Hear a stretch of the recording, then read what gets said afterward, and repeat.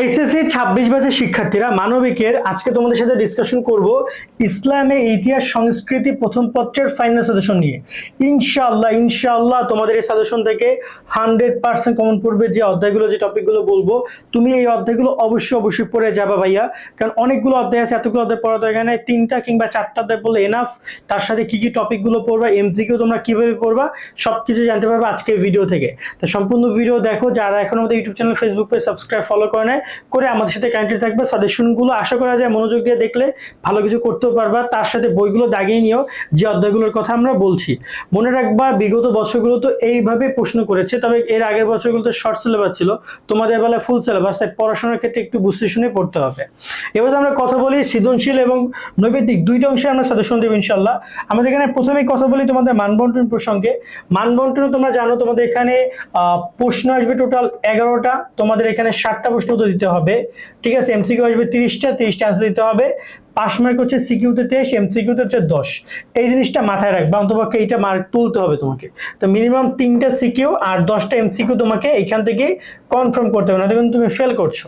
HSC 26 শিক্ষার্থীরা, তোমরা যারা ঘরে বসে বাংলা, ইংরেজি এবং আইসিটি বিষয়ে পূর্ণাঙ্গ প্রস্তুতি নিতে চাও, A+ পেতে চাও, তাদের জন্য চলে এসেছে নাইট 24 থেকে পূর্ণাঙ্গ 3-in-1 প্যাকেজ কোর্স। এই কোর্স প্রাইস মাত্র 1050 টাকা।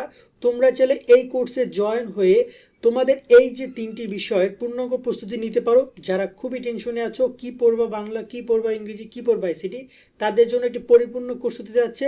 কোর্সের লিঙ্ক ডিসক্রিপশন এবং কমেন্টে দিয়ে দেওয়া রইলো, সেখানে জয়েন করে এখনই কোর্সটি কিনে নাও, বা তাদের এই হেল্পলাইন নাম্বারে যোগাযোগ করে তোমাদের আরো কোনো প্রশ্ন থাকলে সেগুলো জিজ্ঞেস করে কোর্সে জয়েন হতে পারো। ঠিক আছে, এবার আমরা একটু সাজেশন পর্বে যাই। প্রথমে আমরা আগে জানছি যে সৃজনশীল কোন অধ্যায়গুলো থেকে কেমন কি প্রশ্ন আসবে, কি করবা। দেখো এখানে প্রথমেই অধ্যায় রয়েছে প্রাক ইসলামী আরব, এখান থেকে তুমি একটা প্রশ্ন পাবা। হযরত মুহাম্মদ সাল্লাল্লাহু আলাইহি ওয়াসাল্লাম, এখান থেকে তুমি 2টা প্রশ্ন পাবা। খুলাফায়ে রাশিদিন, এখান থেকে তুমি 2টা প্রশ্ন পাবা। উমাইয়া খিলাফত থেকে তুমি 2টা কোশ্চেন পাবা। তারপর হচ্ছে আব্বাসি খিলাফত থেকে তুমি 2টা কোশ্চেন পাবা। স্পেনে উমাইয়া শাসন থেকে একটা, এবং উত্তর আফ্রিকার ফাতিমা খিলাফত থেকে একটা কোশ্চেন পাবা। এখন এই হচ্ছে টোটাল ওভারঅল তোমার 60টা অধ্যায়, যেখান থেকে কোশ্চেন আসবে 11টা অ্যান্সার করতে হবে 60টা।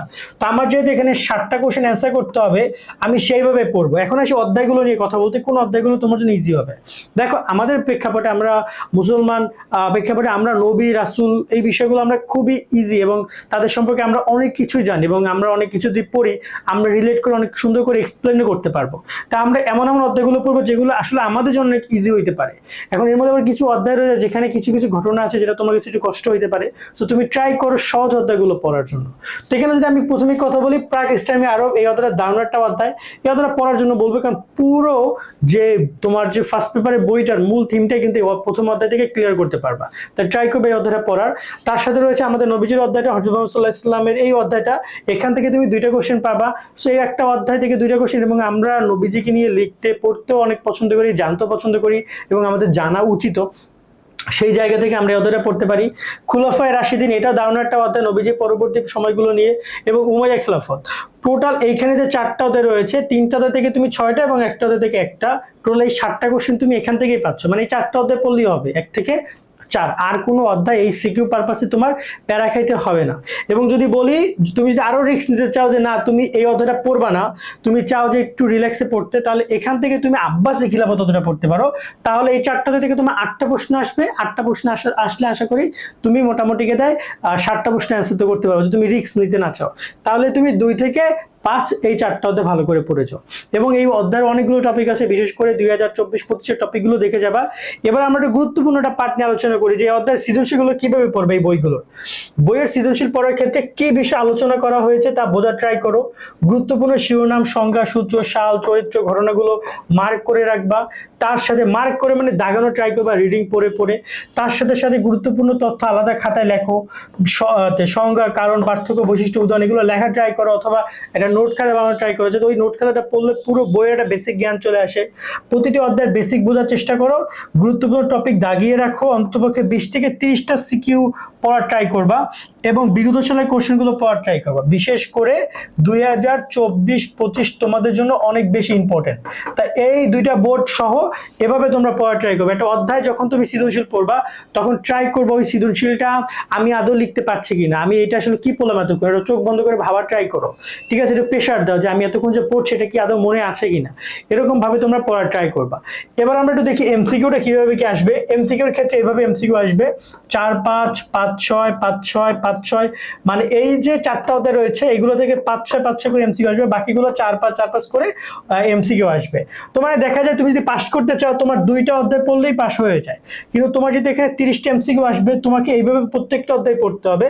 তো ট্রাই করো সিকিউ অধ্যায়গুলো আগে পড়ার জন্য, সিকিউ গুলো আগে পড়বা দেন এমসিকিউ গুলো পড়বা। মানে একটা অধ্যায় ধরো তুমি এই অধ্যায়টা পড়ছো, তুমি অধ্যায়ে সিকিউ পড়ো এমসিকিউ পড়ো, সিকিউ পড়ো এমসিকিউ পড়ো, সিকিউ এমসিকিউ, দেন বাকি 3টা অধ্যায়ের এমসিকিউ দেখে যাও, ওকে?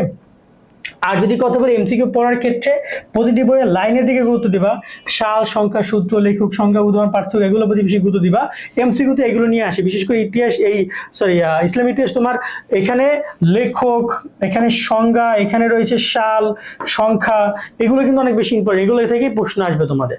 তার সাথে এখানে রয়েছে গুরুত্বপূর্ণ তথ্য দাগিয়ে রাখো, বেশি বেশি এমসিকিউ সমাধান করো, অপশন দেখে উত্তর বের করার অভ্যাস করো। অর্থাৎ অনেকেই দেখা যায় এমসিকিউ শুধু উত্তর পড়ে চলে যাও, বাট অপশন 4টা পড়ো, তারপর কোনটা সঠিক উত্তর সেটা বের করার ট্রাই করো। না পারলে দেন অ্যান্সারের দিকে তাকাও, যেটা ক নাকি খ নাকি গ নাকি গ। আর প্রত্যেকটা থেকে 200 করে এমসিকিউ পড়ার ট্রাই করো।